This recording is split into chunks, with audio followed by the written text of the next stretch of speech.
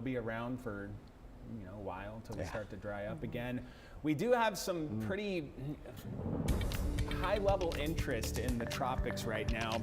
It's going to be long range we're talking about. Set the table first. 93 out, air quality's good.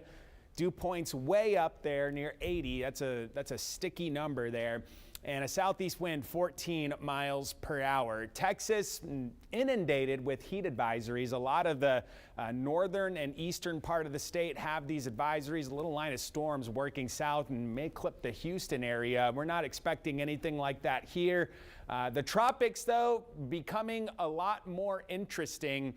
The lead system here in the Caribbean, this is fighting a lot of dust. It's likely going to stay close to Central America. Low probability of development in the southwestern Gulf. That's going to be over the weekend.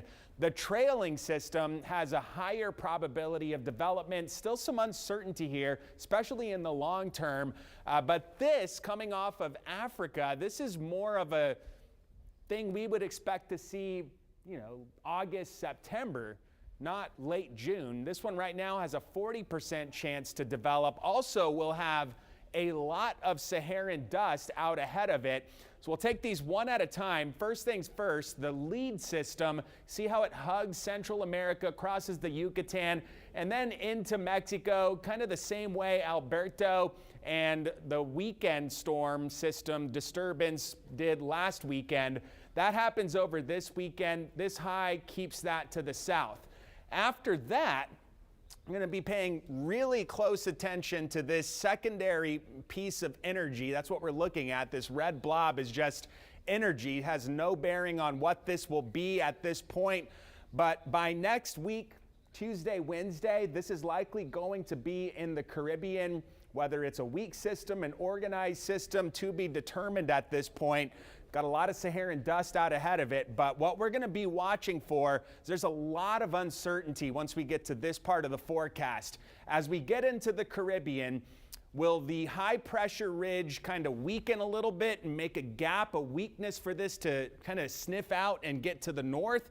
That's on the table. Or the highs stay strong and suppress this to the west, right into Central America. That's also a possibility, as is everything in between. So we've got a lot of, possible outcomes with respect to strength and path with this thing. This is a week from today. We'll certainly keep up on this, but that's going to be something we watch very closely moving forward. Before all that happens this weekend, we will see the Saharan dust start to infiltrate our atmosphere. It'll be hazier. Some of you may pick up some allergy-like symptoms.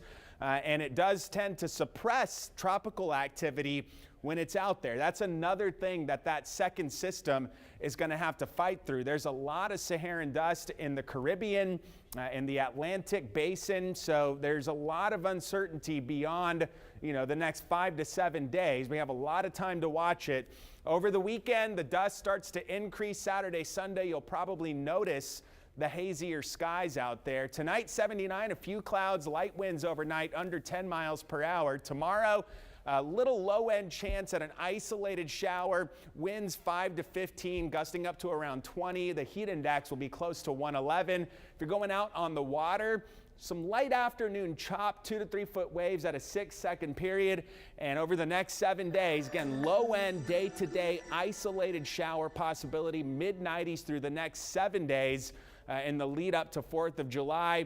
Don't see anything meaningful in the rainfall department, but paying very close attention to how that second system in the Atlantic right now develops, especially once it gets into the Caribbean next week. So lots of time to watch. Yeah. And of course, we're in hurricane season, so preparedness is key. Exactly. All right, thanks, Alan.